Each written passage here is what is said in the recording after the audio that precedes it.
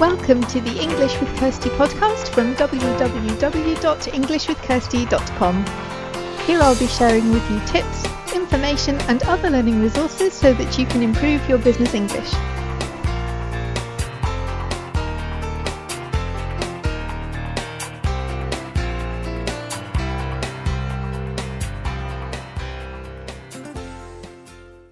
Welcome back to the English with Kirsty podcast, and I have another special guest here today. It's really good to see you. Maybe you could start by just telling the listeners something about you and your role and your interest in languages.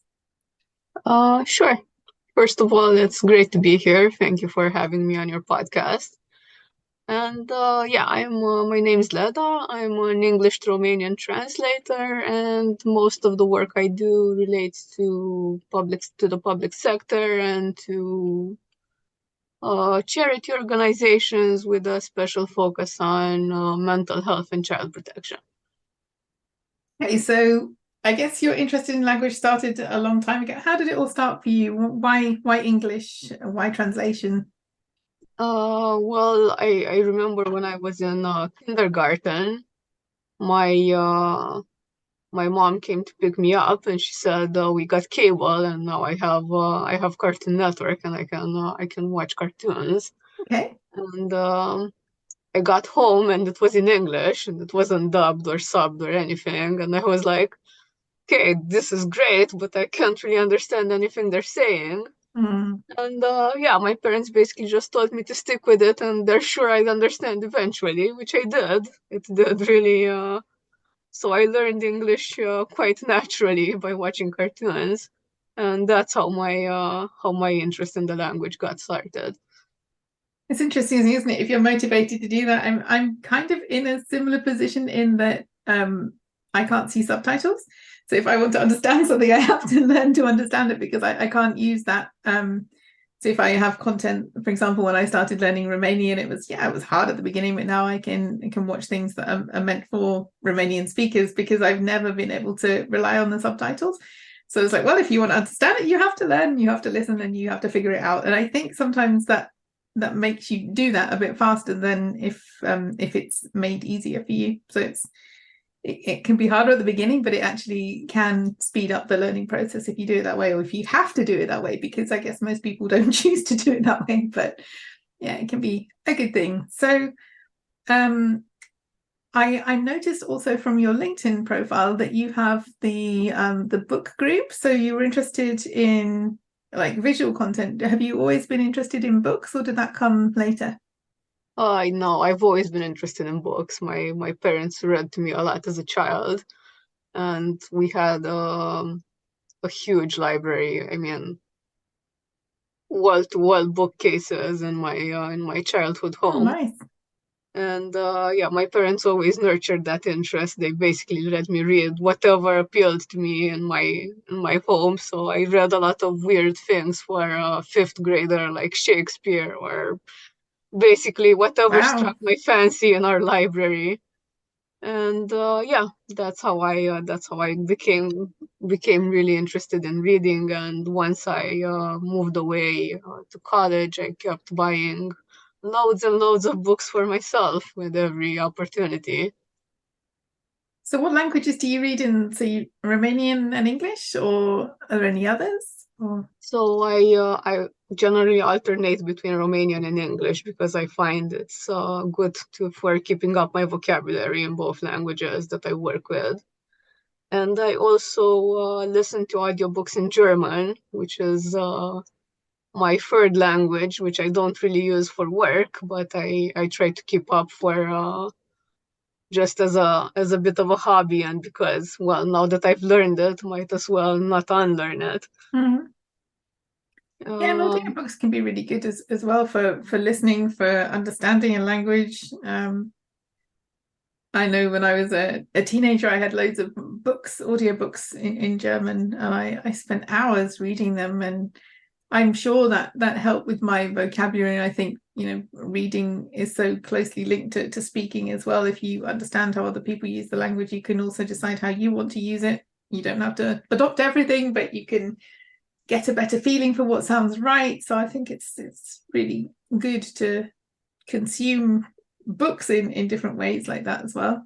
Yeah, totally agree. I mean, I started by when I decided that I needed to improve my German vocabulary, I started by watching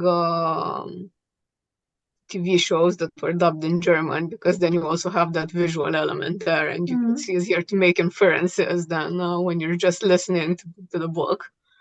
And I also read a couple of print books in German, which I found in like secondhand bookshops, or just random crime novels and stuff.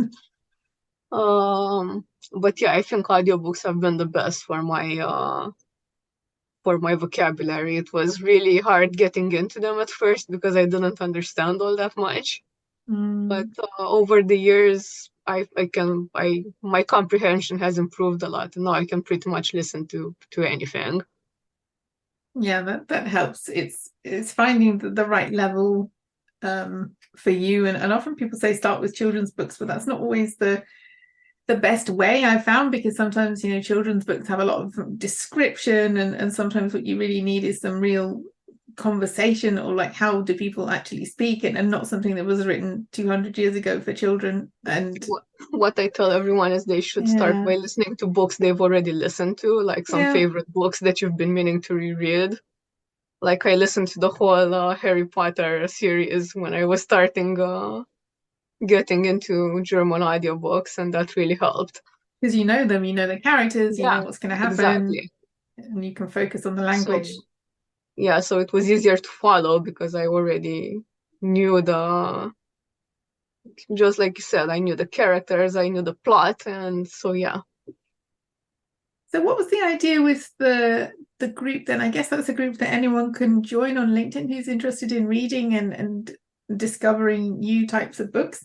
How did you get this idea, and what would you want to achieve with the group? How has it been for you so far? Um, I think so. Well, last year, I saw, or actually the beginning of this year, I came up with this challenge for myself. Um, because I wanted to diversify my reading a little bit. So I Mm. came up with 30 reading prompts that I wanted to do by the end of the year. And I shared them with a few friends who thought they were cool and said they'd try it. And then I thought, hey, sure, I could share these on LinkedIn. I talk about reading all the time anyway. My monthly wrap ups always contain my favorite book of the month and stuff like that. And I knew a lot of my LinkedIn connections were really into reading as well. So I thought, sure, I'll share this on LinkedIn, and maybe someone else wants to play along with my reading challenge. And since a surprising number of people seem to be into it, I thought, sure, I'll just make a group, and it will be easier to share updates on it about what we're reading for the reading challenge. And so I started by doing that. And once I finished it a couple of months ago, I thought I'd just keep it up and share whatever books I'd read recently that I found really cool and I wanted to recommend to people, and hope that other members of the group would start doing the same thing. And I think that's important. Like when I saw some of the prompts that you'd written, something that challenges us, because we can get stuck in a bit of a um I don't know, we like a certain type of thing, and we always read the same kind of things, and then we don't try anything new. But I like your idea that it was challenging us to read books from different perspectives, so that we can learn about others as much as learning new vocabulary, or just Yeah, I reading for mean, there are pleasure. so many, sorry, No, carry sorry. on. There are so many groups that are underrepresented in literature, and I thought it would be cool to kind of hunt down some books that were written from the perspective of these kinds of characters, to just learn more about the world, yeah, from their perspective. I Yeah, think it's reading important. can be great for building empathy for characters that you don't know a lot about in real life. Mm. Yeah, especially if they're from the perspective of those characters, not somebody writing about those characters. Um, so I think you said that you're also interested in children's books. Is that right? Translating? Yeah, Treatise? I translated a couple last year and I really enjoyed it. And yeah, it's something I'd love to do more often because yeah, they just let you play around with language a lot more than adult content does anyway. Mm.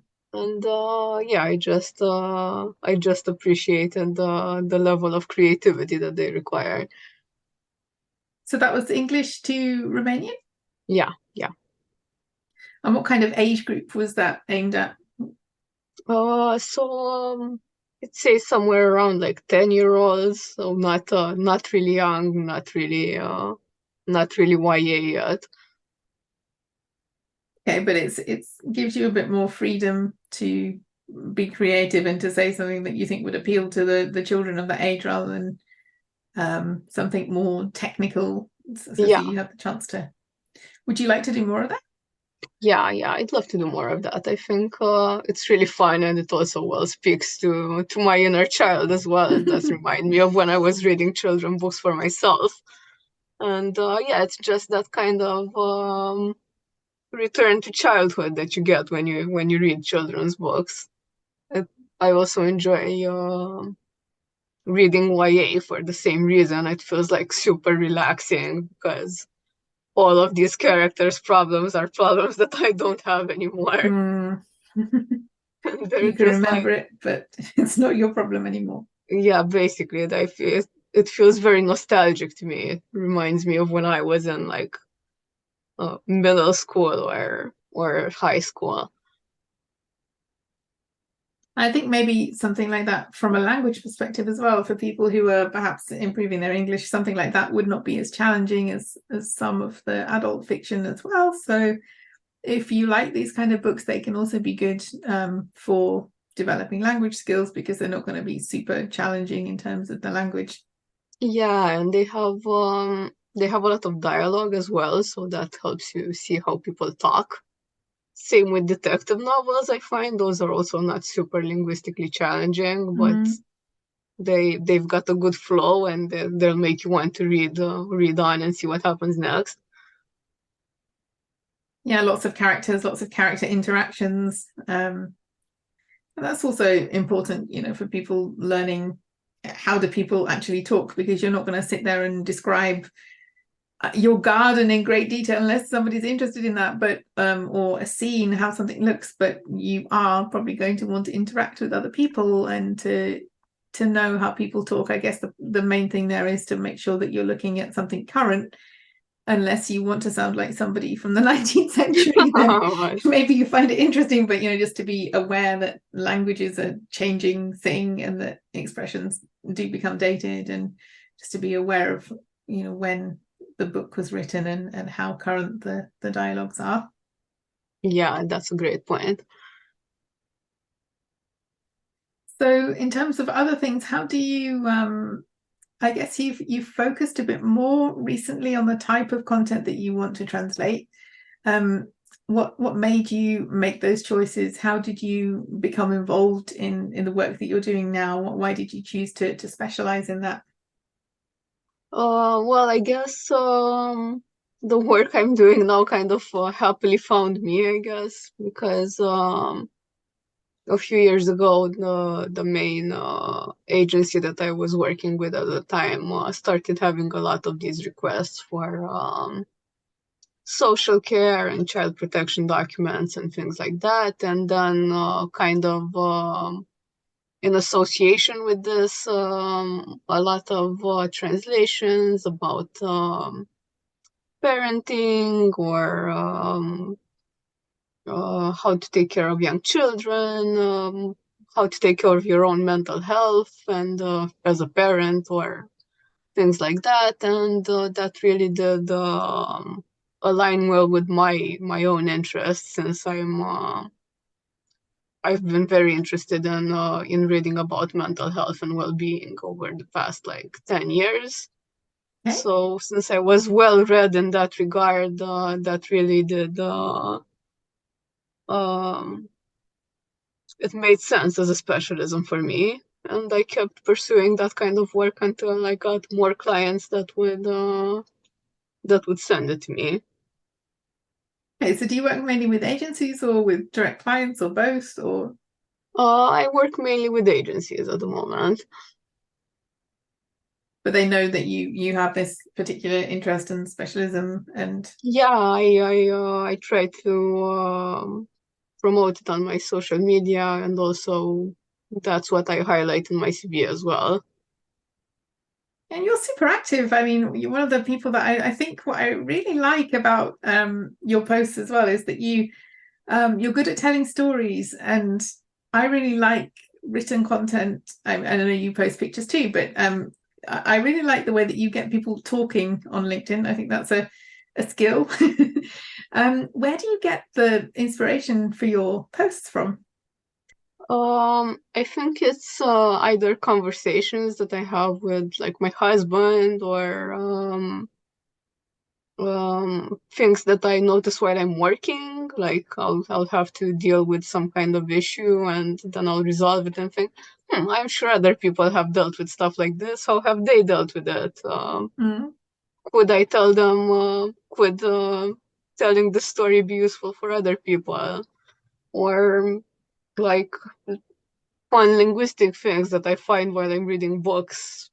It's basically inspiration is all around you if you're just paying attention to it. Yeah, you have to be open and to remember and to write the things down so that you Yeah, have the I do have I have a Word document on my desktop where I just write down stuff. It's not a perfect system because I sometimes look over it and be like, what did I mean by yeah. this? But for the most part, it works. And have you always been active on LinkedIn, or did that come more recently, or how did it? No, I mean, I've always been active since I've had LinkedIn. As in, a couple of years ago, I decided I wanted to go after clients from abroad, not just from Romania.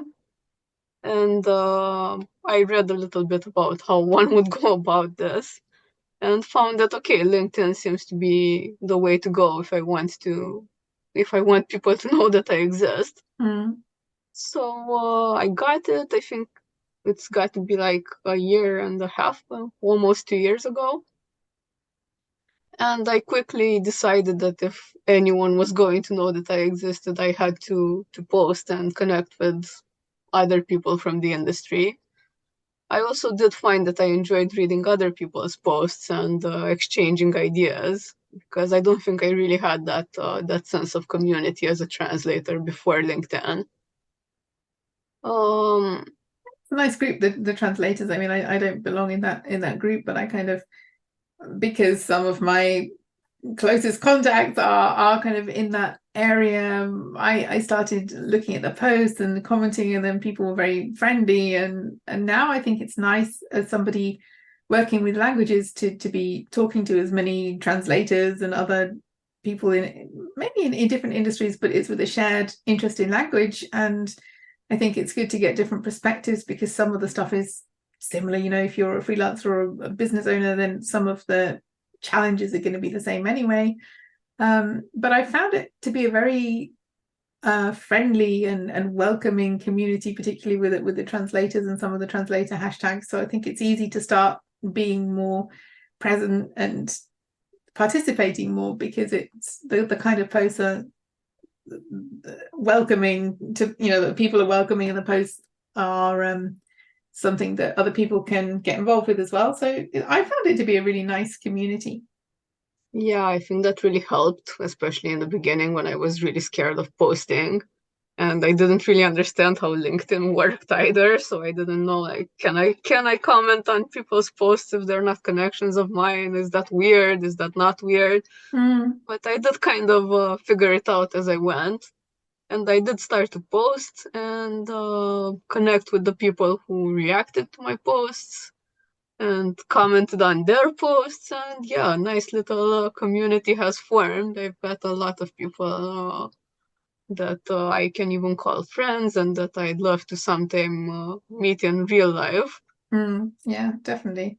I have to in not very much time. It was I guess I started being a bit more active from last year, but really from the summer, I was spending a lot more time there and made it my social media platform of choice. But yeah, you can develop some very deep friendships just by something that started with a connection on LinkedIn, and it's good to find people with whom you have things in common, and maybe work collaboration partners or people who will recommend you for jobs, or the other way around. If you can't do something, it's really nice to have other people that you can pass stuff on to or recommend them if it's not the kind of thing that you're willing or able to do. Then Yeah.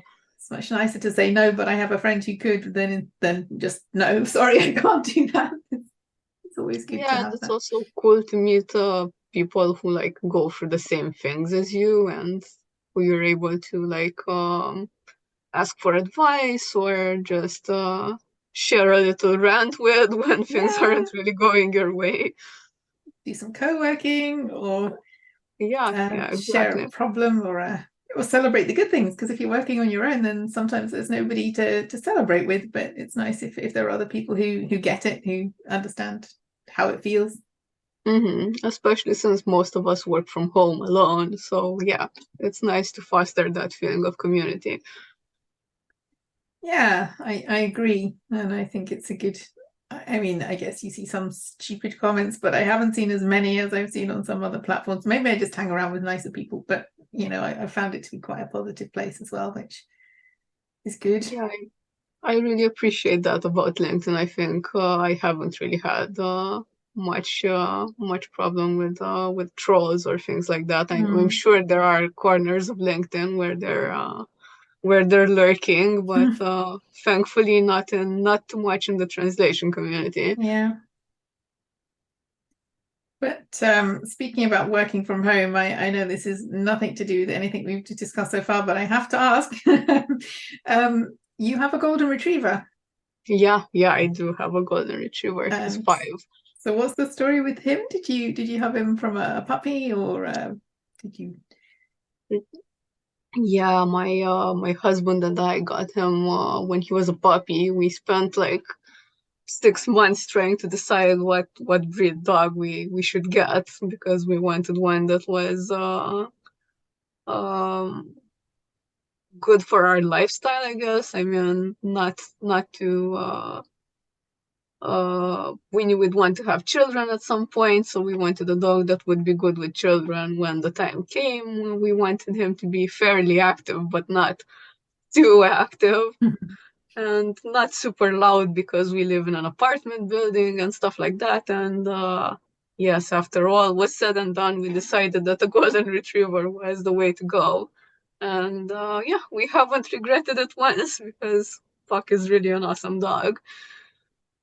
Yeah, I love them. I used to have one, and I guess yeah, there's still a picture of her on my website. She's not here anymore, but I didn't want to remove the picture so that she's still up there. But I think they're amazing companions and super intelligent and friendly, and yeah, I'm always happy. I always pay attention. I don't know. Can't remember, you posted something about him on LinkedIn. I was like, oh, a golden retriever. I have to find out more. But yeah, they are wonderful dogs.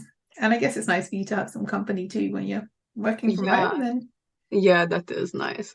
And when you're having a bad day, you can just go play around with the dog for 5 minutes. That yeah, will they definitely cheer cheer you you up. up.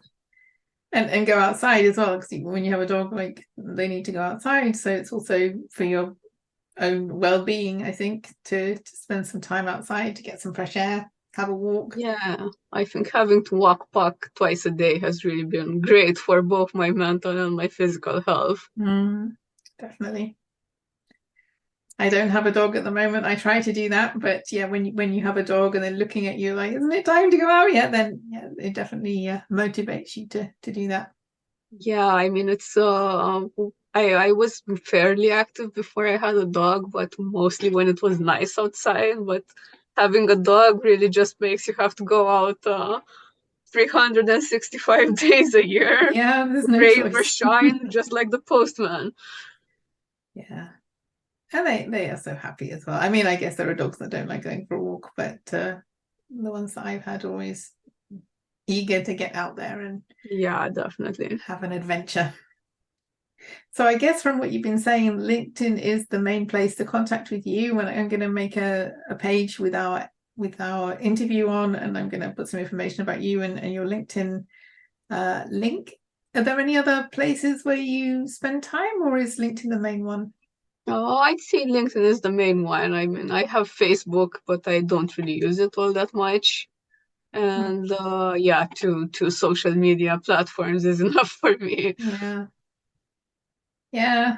Quality, not quantity. Sometimes, like it's good to have a couple, but really it's the quality of interactions that you get, and it's better to do a couple of things well, I guess, than one or two things well than a whole bunch of things half-heartedly. So I've kind of streamlined a lot of my social media activity as well, because I'd rather be kind of known in one place than just present but not really present in a number of them. Yeah, I think I'd get overwhelmed really fast if I tried to keep up activity on Instagram and LinkedIn and Twitter and whatever else there might be at the moment. There's always a new one. Yeah, pretty much.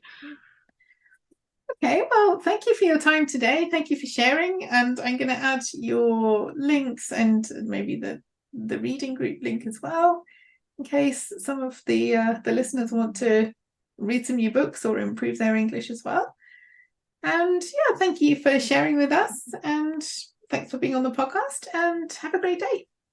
Oh, thanks, Kirsty. It was really a pleasure to be here, and it really just felt like a nice conversation and catching up. So it was great. That's Thank what you. I like. Thank you. I hope you enjoyed this episode of the English with Kirsty podcast. If you have any questions or comments, my email address is kirsty@englishwithkirsty.com, or you can go to www.englishwithkirsty.com/podcast, where you'll find information about the individual episodes.